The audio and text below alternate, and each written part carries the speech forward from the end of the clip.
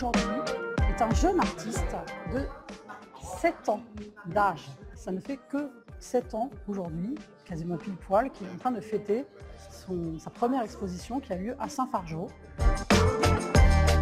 Et pourquoi il a commencé à faire de l'art, et ça c'est vraiment une histoire quand même assez incroyable, c'est qu'en 2017, notre maison a brûlé, et Pierre, qui lui adorait et qui avait fait sa maison avec son énergie, son amour des pierres et des charpentes, s'est dit je ne vais pas les jeter mes charpentes, mes bouts de bois brûlés, je vais les garder parce qu'ils sont trop beaux. Et puis le bois brûlé, comme vous le voyez, en fait, quand vous le coupez, vous avez encore le cœur qui est complètement sauvé en fait. Donc il a gardé un petit peu ces bois brûlés en se disant on verra ce que j'en fais. Puis un jour il se décide à faire un petit appentis. Et il se dit tiens, je vais faire ça avec du bois brûlé puisque c'est un putrescible. Donc, et puis il commence à faire son petit appentis.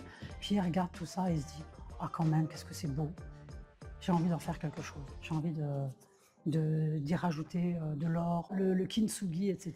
Et en fait, il a commencé à faire sa première expo comme ça. Un copain à qui il en a parlé lui a dit écoute, si tu veux exposer, moi j'ai une galerie, tu peux exposer au mois de juillet. Et l'aventure a commencé. La première exposition avait lieu en juillet 2019 et la charpente de Notre-Dame a brûlé. Et quand on s'est retrouvés devant notre télé tous les deux à Paris, on a dit on s'est regardés tous les deux et il me dit t'as eu la même idée que moi? Et je dis oui, il faut qu'on récupère des bois pour faire une exposition. Il nous a dit que c'était pas possible parce qu'il y avait du plomb. Je m'appelle Pierre Marty, je suis plasticien, j'habite à Fontenoy, en Puisay. Nous sommes à Thury aujourd'hui, en Forterre, mais nous sommes un pays de Puisay-Forterre. À l'invitation des amis de l'église de Thury, j'ai fait une installation dans la charpente, qui est une charpente du XIIe siècle, qui devait reprendre l'idée de l'arbre de Jessé qui se trouve sur la façade. Ce qui m'a intéressé, c'était de travailler sur quelque chose qui m'est cher, c'est-à-dire comment est-ce que chacun d'entre nous sommes des êtres singuliers et que, en étant tous singuliers, on constitue une multitude qui elle-même est multiple. Et c'est ce que j'ai essayé de représenter.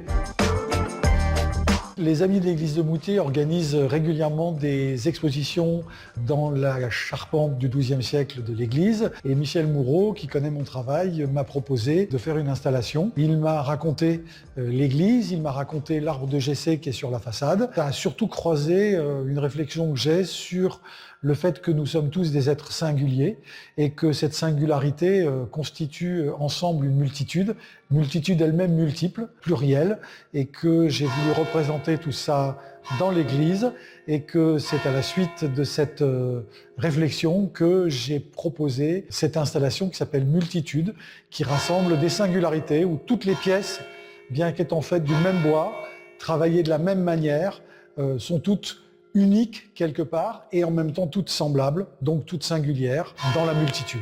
Les cloches sonnent.